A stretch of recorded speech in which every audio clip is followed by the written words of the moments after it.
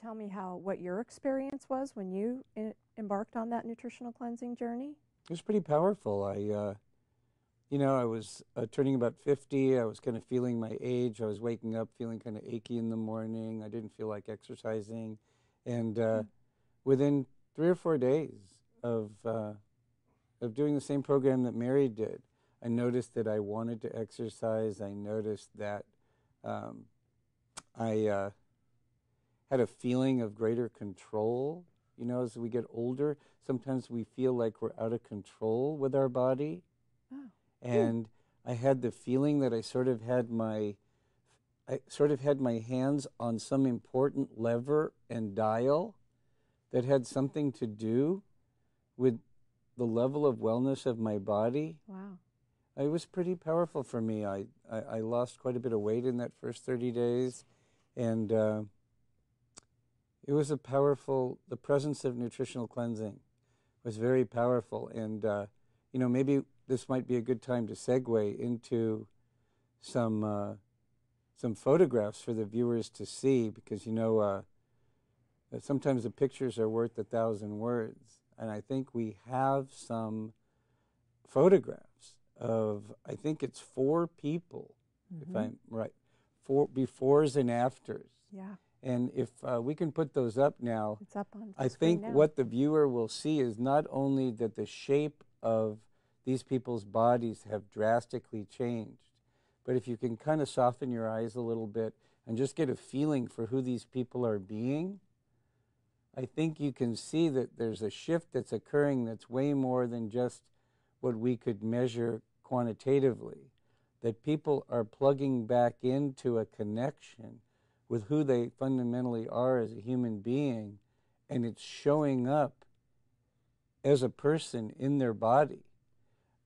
Really powerful on the screen there. And, there's literally thousands and thousands of these documented befores and afters that we have that have just pretty much blown away the scientific community. Like, for example, they were blown away by the fact that we could get such powerful weight loss without any significant loss in muscle mass at all, for example, which is huge.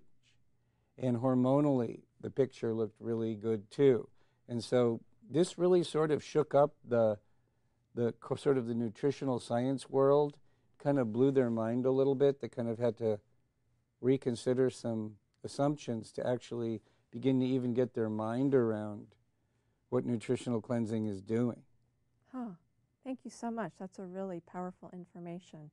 Now, is there anything in particular or any people that you may not recommend nutritional cleansing for, or the way you would go about it? Great question. And there's sort of a history around that. If you recall, I mentioned earlier that when nutritional cleansing first came out, there was just one type. It was a pretty intense type of a cleanse that, as a doctor, I didn't feel comfortable with my range of patient population doing it with everybody.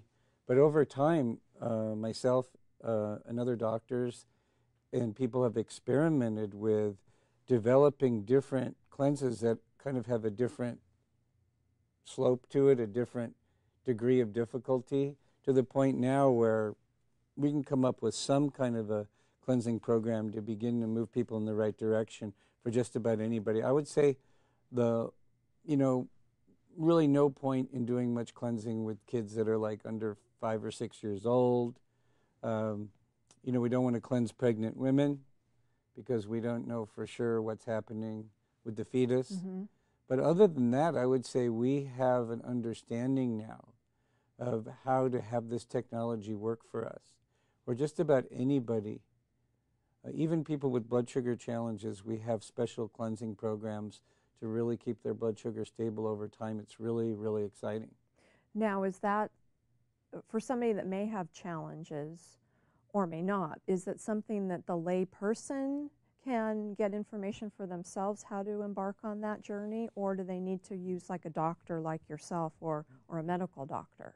Most people don't need it directly, although if you're under a care of a physician, especially if you're taking medications that are influencing your blood viscosity, how thick your blood is, or your blood pressure or your blood sugar or your thyroid level or something like that, it's very good to ask your doctor to monitor you while you're going through the cleansing program, nutritional cleansing, because what tends to happen is the body tends to start to heal itself, and a lot of functions tend to normalize. And if the person just stayed on the same amount of medication, they could actually be over-medicating themselves. So we definitely want to be very responsible in their interaction with their physicians, but the process itself is fundamentally not a medical process. It's outside the medical model. There's no diagnosing, there's no treating disease. It's all about promoting wellness and creating a context, multiple contexts, where the miracle of the body can kick in and the body really heals itself. The person really heals themselves. And myself and other people who are very knowledgeable in the area of the healing arts have put a lot of energy into training lay people to guide other lay people through this, and to know when they've kind of reached the end of their knowledge base and when it might be good to bring a doctor into the conversation. And so the movement has sort of a populist feel to it, sort of a by the people, for the people kind of a thing, but yet many, many really intelligent doctors and other health professionals have caught on over the last 10 years to the miracle and the power of nutritional cleansing. So there's kind of a synergy developing between the professional healthcare community and the lay community, which I'm really excited about, and I've actually, it's been one of my goals to be a part of that synergy and make sure that that synergy has some real momentum. And those of us that are really committed to responsibly disseminating the innovation that nutritional cleansing is, we make sure that anybody who's really interested can have access to a doctor to talk to without paying any extra money, who is very knowledgeable in the area of nutritional cleansing. Oh, that's good. Yeah, it's really cool. That's great. So for somebody who may be hearing this and saying, wow, I want to get more, or I'm interested in learning more, is there something a new person starting a nutritional cleansing program, something they should be aware of or something they should look out for? Well, one thing we didn't talk about is when you're on a structured nutritional cleansing program and you would like to lose weight, what's a realistic rate of weight loss to expect? That's something we could talk about. And I would say clinically what I've observed is that the first week there can be a lot of weight loss because there can be a lot of water loss. But after that, I would say an average weight loss is about 1.5 pounds a week for women and about 2 pounds a week for men. Although if it's an athlete or someone that's working a lot with weights, sometimes you might not get weight loss, but you might get an enormous change in their measurements because muscle is very dense. And sometimes people actually increase their muscle mass. But in general, I would say, like when the viewers were looking at those photographs, some of those people who lost maybe 50, 100, 150 pounds, and they are curious about how long that took, I would say that rule of thumb that I gave, maybe 1.5 pounds for women and maybe 2 pounds a week for men.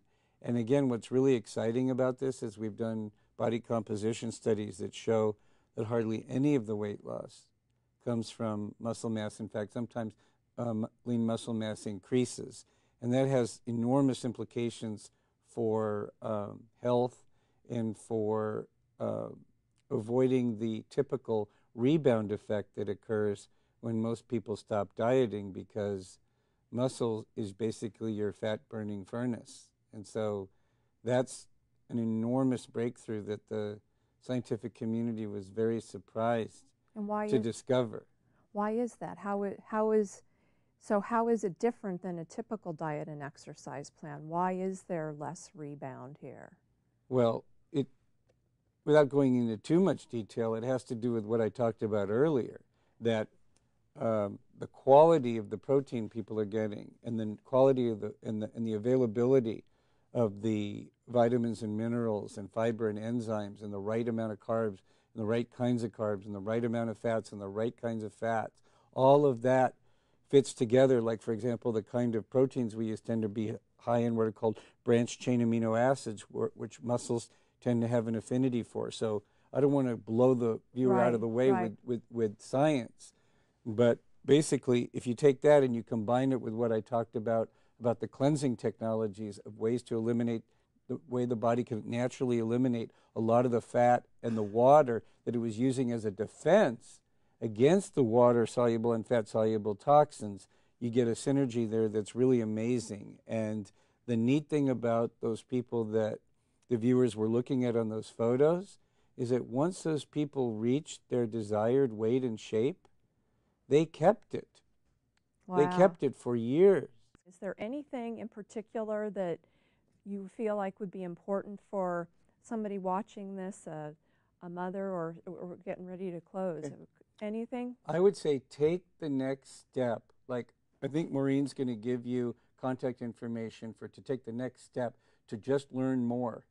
And just take that next step. It's just a little step. It'll probably be like a phone call or an email, and someone who cares and is passionate about nutritional cleansing will get back to you.